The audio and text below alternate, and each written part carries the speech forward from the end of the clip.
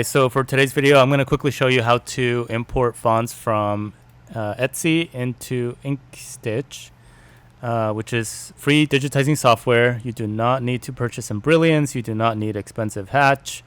You don't need, subscriptions or anything like that. So Inkscape is completely free, open source software, and it's embroidery software. You can actually digitize things here from start to finish. There's a ton of tutorials on YouTube.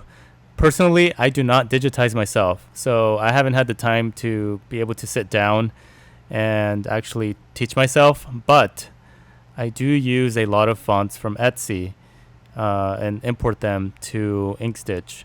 So in order for Inkscape to work, you're going to need Inkscape. So download Inkscape first, and then you're going to go to this download window here, and then it works on Mac and PC, and I believe Linux. Not a lot of people use this one, but choose your operating software. Download Inkscape first. Once this is downloaded on your computer, you're going to go to inkstitch.org and you're going to download Inkstitch. So this is the actual plugin. So you're going to hit download, and it's going to again ask you Mac OS, Windows, or Linux. So it works on pretty much all operating software. Let's go back to Etsy. I'm gonna embroider on some backpacks today, and I need athletic font. So the first thing I searched was DST athletic fonts on Etsy. If you need any, athletic fonts, or any font for that matter, always make sure to type in DST up here, and then type in font. So you're going to find tons of options here, endless possibilities, tons of different price points. So just find, whatever you need. I've personally bought 2 different types of fonts. So I bought a font bundle that included 50, which is this one right here. This guy I have and I use pretty often. So it has a ton of different fonts, different sizes. So this one includes, always pay attention to this. 1/4 inch, 1/2 inch, 1 inch, 1.5 inch, and 2 inch fonts. So these are the sizes, and literally 50 fonts in here. So all these fonts: Avant-Garde, Bodoni, Brie Serif. So even the Walt Disney one is in here. So just go through Etsy, see what you like, and then you can purchase whatever you like. But for this example, I'm just going to be using the athletic font because I'm making some backpacks, and the customer requested, athletic numbers on there. So I found this one, Athletica College. Again, I look at the size. I'm going to use 2.5 inch, but this one includes 3/4 inch, 1 inch, 1.5, 2, and 2.5. So if you need anything other than these sizes, so for example, if you need a 1/4 inch or a 1/2 inch, message the sellers directly. So you can click on here, message the seller, and you can personally ask them like, hey, I need a certain font size. So I saw that it wasn't included. Are you able to send it over? More than likely, they will send it over to you. So this seller has really good ratings. Always look at the ratings. 4.5 stars. Pretty good about communication. So always pay attention to that. You always want to read the reviews. Most people will have pictures on here. So always look at that type of stuff. But I already bought this one. So if you were going to buy it, just hit buy now or add to cart. And then once you buy it, you're going to go to your account and you're going to go to purchases. And then scroll down. And it's right here. So you're going to download the files. So once that's downloaded, it's going to go into your download folder on your computer. All right, so we're in my downloads folder right now, and here's the font. So it's going to end up as a zip, and then you unzip it, and it's going to look like a folder here. So let's click on that. And first thing you're going to notice is this particular seller gave us several different options. So BX, which is brother, PES. I think brother also reads PES files. Jeff, XXX. I don't even know what these are, honestly. But what I'm worried about is DST. So here's my DST. Double click, and we are in. Let me expand this folder a little bit. So here you're going to see, and every single seller will be different. So some will have folders for their stuff. But here is the, here's how this particular seller has it. So you're going to notice 0.75 inch. So to able to decipher what this all means, so this is the 1/4 inch font, and this is the number 0. And then from there you keep going. So 1/4 inch at number 1, 1/4 inch at number 2. So these are your numbers. And then if you keep going, you're going to start to see letters on here. So 1/4 inch at A, 1/4 inch or 3/4 inch letter B, 3/4 inch letter D, and these are all uppercase because this font is uppercase. And then you're going to see it transitions into 1 inch. So this is 1 inch at number 1, number 1 inch at number 4. So you kind of get the gist of it. So these are the DST fonts, especially for Smartstitch. Smartstitch machines read DST files. So this is what you need. For my case, I'm going to need 2.5 inch. So I just scroll all the way to the bottom. Went a little too far, I think. All right, here we go. So this is what I need, 2.5 inch. And I start to see the numbers here. So number 1, number 2, 3, 4, 5, 6, 7, 8. So here are the numbers. This is what I need for those backpacks that I'm going to make. Once I've located it within my file, the numbers that I need, I'm just going to go and open Inkscape and launch it. So Inkscape. And this is what you're going to see, this window right here. We're going to go ahead and hit new document. All right, so this should be your window. Let me see if I can resize this for us for our video. All right, so this is the interface you're going to see. Let's make this a little bigger.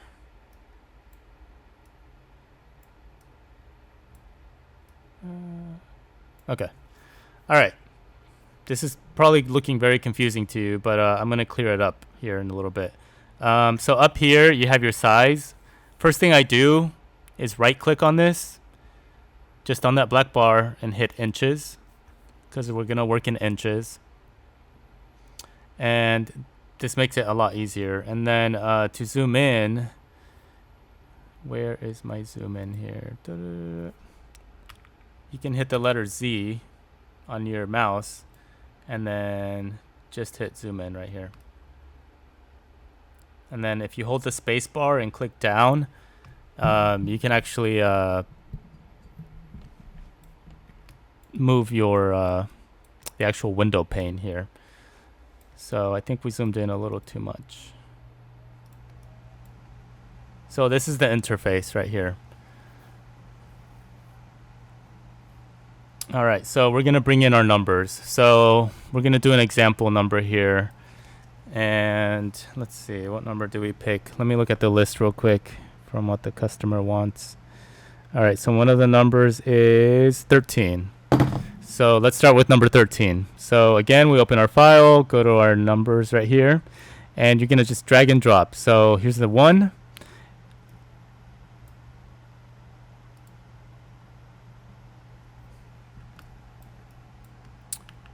And let's zoom out here. All right, so here's our number 1. Wow, that zoomed in a lot. All right, let's click back on this right here. So number 1. And we're going to just drag it around. And then the number 3. Let's bring that one in.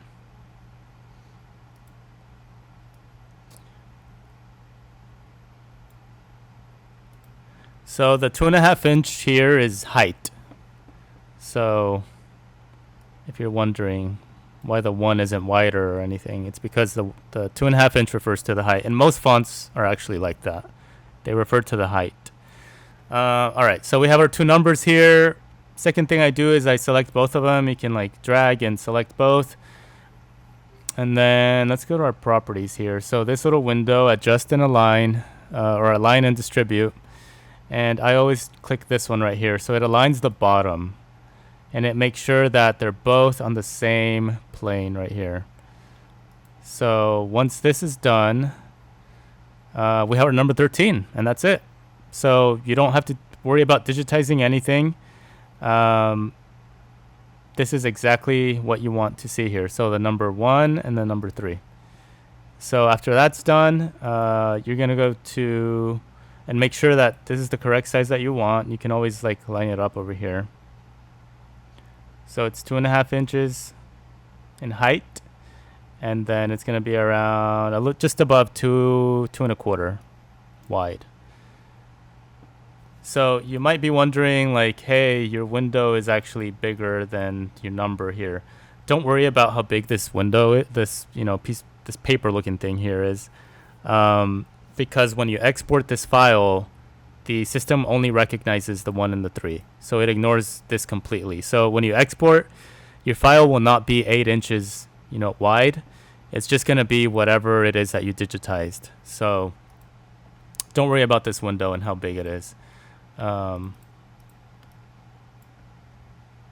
let's go back to our numbers here, the 1 and the 3. All right. You probably can't see it on this window, but if you look on the top menu of Inkscape, you're going to see something called extensions. So click on that, and then you're going to see here's the actual Inkstitch plugin. So this gives you a ton of different options here. The main thing that I do with these two is I try to separate. So I want a cut after each number. I don't want this to like create a big jump from the 1 to the 3. So I select the number 1, go to extensions, Inkstitch, and then commands. And then we want to attach a command to the selected object. So what I do is trim thread sewing this object. So make sure this is selected. So trim thread after sewing this object, and then hit apply. And then we want to do that for the number 3 as well. So where'd this go? Again, trim thread after sewing this object. Yes, apply. So this makes sure that your machine will cut the thread after the number 1 is done and after the number 3 is done. So here are the thread cuts. This is exactly what you want to see. You want to see these little scissors here. So always do this. Always make sure that you have those cuts, or else you're going to have long jumps of thread from number to number. And yeah, it's a mess. You don't want to deal with that. So once this is done, we can actually preview what it's going to look like. So hit extensions again, Inkstitch, and then you can go to visualize, and you can hit simulator or realistic preview over here. So once you select that, you're going to see Inkstitch launch, and it's going to give us a preview of what this will look like. So you can actually go faster. See how the number jumps up. And this will give you a good visual like representation of exactly what it's going to look like. And you can hit realistic. Now Inkstitch is really processor heavy, so this is kind of a preview of what you're looking at right here. So all I did was hit the realistic one up here, but you can drag this bottom part if you want.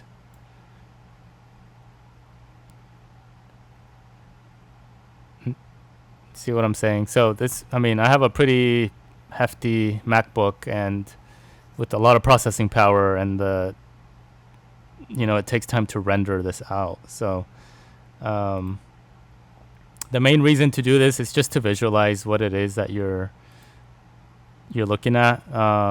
Realistic, using this as a double-edged sword because it uses a lot of processing power and rendering. So sometimes I most of the time have this off, and see, you can actually process it a lot better now. So another thing you're going to notice is with numbers and with even letters, if you end up doing letters later on, they're going to be two different colors. So you see red and blue. And you're probably wondering like, hey, that's not the actual color that I want to use for, the thread. In the end, these two colors don't really matter because you're going to have to assign the color in your machine. I guess if it really bothers you, you can change it at the bottom over here. But see, here's the stroke and here's the fill.